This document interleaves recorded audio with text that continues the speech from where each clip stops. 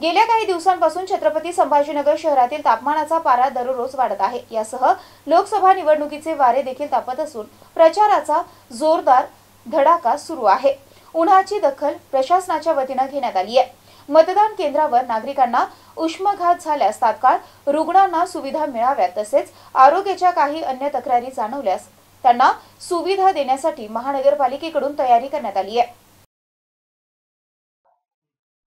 लोकसभा निवडणुकीच्या अनुषंगाने तयारी करण्यासाठी त्याचबरोबर अन्य सुविधा देण्यासाठी खर्चांचा ताळेबंद आणि आरोग्य सुविधा देण्याच्या नियोजनाकरिता लेखा विभाग आणि आरोग्य विभागातील प्रमुख अधिकाऱ्यांच्या उपस्थितीमध्ये बैठक आयोजित करण्यात आली होती। चौथ्या टप्प्यातील मतदान प्रक्रिया येत्या 13 मे रोजी होणार असल्याने या मतदान प्रक्रियेसाठी आवश्यक तयारी करण्याच्या अनुषंगाने नियोजन करण्यात आलं असून 13 मे रोजी शहरामध्ये आणि जिल्ह्यामध्ये होणाऱ्या मतदानाच्या अनुषंगाने यामध्ये आरोग्य विभागातील अधिकारी कर्मचारी यांची आढावा बैठक आयोजित करण्यात आली होती। यामध्ये प्रत्येक मतदान केंद्रावर आवश्यक आरोग्य विभागाच्या सुविधांचा अगोदर आढावा घेण्यात आला। त्यानंतर तेथे देण्यात येणाऱ्या सुविधांची यादी तयार करून शहरातील अत्यावश्यक सेवा देण्याची आवश्यकता असलेल्या मतदान केंद्रांना प्राधान्य देत त्या ठिकाणी आरोग्य पथक नियुक्त करण्याचा निर्णय घेण्यात आला।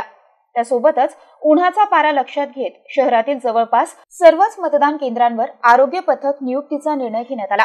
महानगरपालिका प्रशासक जी श्रीकांत यांच्या आदेशाने आरोग्य विभागाने हे नियोजन केलं असल्याचं सूत्रांनी सांगितलंय। त्यामुळे बूथ संख्या अधिक असली तरी कमी शाळा आणि अन्य मतदान केंद्रांमध्ये जास्तीचे बूथ तयार करण्यात आले आहेत।